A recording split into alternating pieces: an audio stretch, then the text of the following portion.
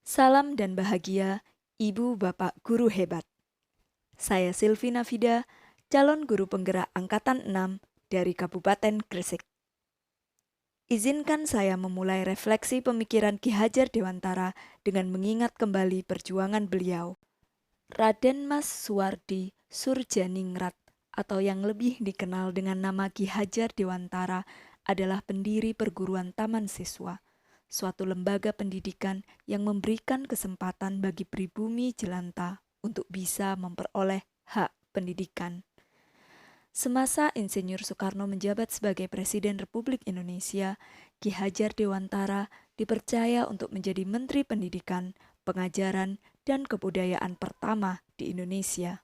Ing ngarsa sung tulodo, ing madya mangunkarsa, tuturi handayani, merupakan semboyan yang digunakan oleh Ki Hajar Dewantara dalam melaksanakan sistem pendidikannya. Semboyan yang sampai saat ini masih kita gunakan untuk mengenang jasa beliau. Semboyan ini memiliki arti yang sangat dalam bagi kita sebagai seorang pendidik, di mana kita oleh Ki Hajar Dewantara diminta untuk bisa berperan sebagai seseorang yang di depan bisa memberikan contoh, di tengah bisa menjadi teman, pembimbing, dan penyemangat, serta di belakang kita diharapkan dapat mengarahkan peserta didik agar berani berjalan di depan dan sanggup bertanggung jawab. Ibu, Bapak, Guru hebat, mari kita sejenak menanyakan pada diri kita, sudahkah kita menjadi guru yang baik bagi murid-murid kita? Setelah membaca pemikiran Ki Hajar Dewantara, saya semakin yakin bahwa menjadi seorang guru bukan hanya tentang profesi, tapi dedikasi. Sebelum saya membaca pemikiran Ki Hajar Dewantara, saya berpikir bahwa kesuksesan seorang murid adalah ketika mereka mendapatkan nilai 100 saat ujian. Dalam pembelajaran, sebisa mungkin saya menuntaskan semua materi kimia dalam 1 tahun, tanpa memperhatikan apakah mereka mengerti atau tidak. Apakah konten-konten itu kelak akan berguna bagi murid-murid saya dalam kehidupannya sebagai individu dan masyarakat? Setelah membaca pemikiran Ki Hajar Dewantara, saya merubah sistem pembelajaran di kelas menjadi sistem Among. Diambil dari kata momong dan ngemong, sistem Among dibuat untuk menghindari segala bentuk paksaan dari pendidik kepada murid-murid. Pembelajaran hendaknya memberikan tuntunan, karena maksud dari pendidikan menurut Ki Hajar Dewantara adalah menuntun segala kekuatan kodrat yang ada pada anak-anak agar mereka dapat mencapai keselamatan dan kebahagiaan yang setinggi-tingginya, baik sebagai manusia maupun anggota masyarakat. Dalam sistem Among, ada ketentuan yang mengharuskan pendidik dan pendidikan memandang anak dengan rasa hormat. Pendidikan harus berorientasi pada murid. Sudahkah kita mendesain pendidikan di sekolah yang berorientasi pada anak? Sebagai seorang guru di kelas, sudahkah kita mempertimbangkan apa yang dirasakan, apa yang disukai, atau apa yang dibutuhkan oleh murid-murid kita? Pengajaran sistem Among ingin melawan paradigma pendidikan kolonialisme yang mengutamakan intelektualitas, materialistis, dan individualis. Sebaliknya, Ki Hajar Dewantara ingin mewujudkan pendidikan di Indonesia yang humanis, kerakyatan, dan kebangsaan.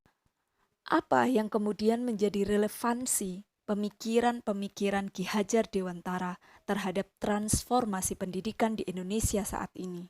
Dalam filosofi perubahan yang dikemukakan oleh Ki Hajar Dewantara, ada 3 kerangka besar yang harus difahami dalam upaya mentransformasi pendidikan.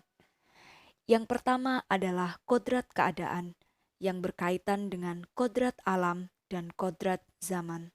Seorang guru harus mampu mendekatkan murid dengan kodrat alamnya, mengaitkan materi dengan konten yang sesuai dengan kodrat alam, bentuk, sifat lingkungan, tempat mereka tinggal. Guru juga harus mengikuti perkembangan zaman. Seiring dengan pesatnya perkembangan ilmu pengetahuan dan teknologi, Kita tidak bisa membatasi informasi-informasi yang masuk pada anak. Yang harus kita ajarkan adalah bagaimana cara merespon informasi tersebut. Bekali murid-murid kita dengan kecakapan abad 21, seperti berpikir kritis, kreatif, komunikasi, dan kolaborasi. Yang kedua adalah asas trikon, kontinu, konvergen, konsentris. Dalam melakukan perubahan, hendaknya kita tidak melupakan akar nilai budaya masyarakat. Dalam melakukan perubahan, kita juga harus memperkuat nilai-nilai kemanusiaan. Dan yang ketiga, kebudayaan harus memiliki sifat kepribadian sendiri, namun harus tetap menghargai keberagaman. Yang ketiga adalah pendidikan budi pekerti. Pendidikan hendaknya dilakukan secara holistik dan seimbang antara pikiran, rasa, karsa, dan raga. Seseorang yang memiliki kecerdasan budi pekerti akan senantiasa memikirkan, merasakan, mempertimbangkan setiap tindakan yang dilakukan. Kesempurnaan budi pekerti akan mengantarkan anak pada kebijaksanaan. Seorang murid harus memiliki jiwa yang merdeka secara lahir dan batin. Pendidikan harus bisa melahirkan manusia-manusia yang merdeka, yaitu manusia-manusia yang bisa bersandar atas kekuatan lahir dan batinnya sendiri dan tidak bergantung pada orang lain. Salam dan bahagia, Ibu Bapak Guru Hebat.